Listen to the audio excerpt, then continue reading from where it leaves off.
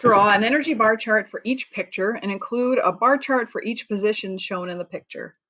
So I have a ball that's thrown up in the air and then falls back down. So there are 5 bar charts that I'm going to make. And I'm going to start with the one on the left bottom. So I'm going to start with this one. Oops. Let's start with this one. Oops. Nope.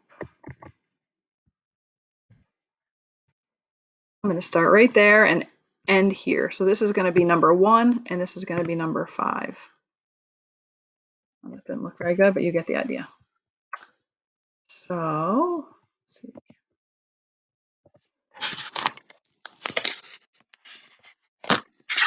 Okay, so if I start with number 1, I'm starting, why did it not do that?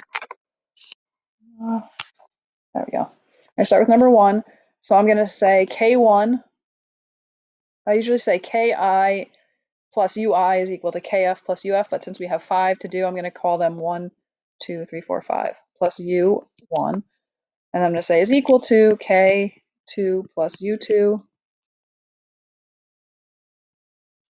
and K3 plus U3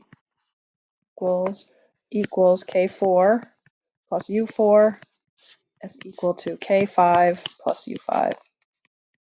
And so at this position, my ball is starting with a large velocity. Somebody threw it up in the air. So I'm going to have almost all of it. And I'm saying all of it is up to this line. So that's the total mechanical energy that I'm conserving.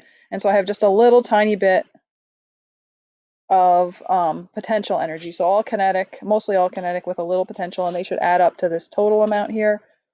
For the next one, 2, I'm going to have mostly potential with a little bit of kinetic.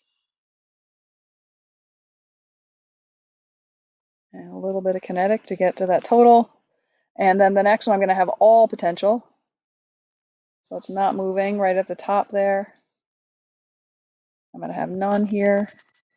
The next one, I'm going to have about maybe half and half. So I'm doing this one right now. And that looks about half and half. And then I'm going to have the same thing on 5 as I have on 1. So I'm going to have mostly kinetic, oops, and some potential, like that.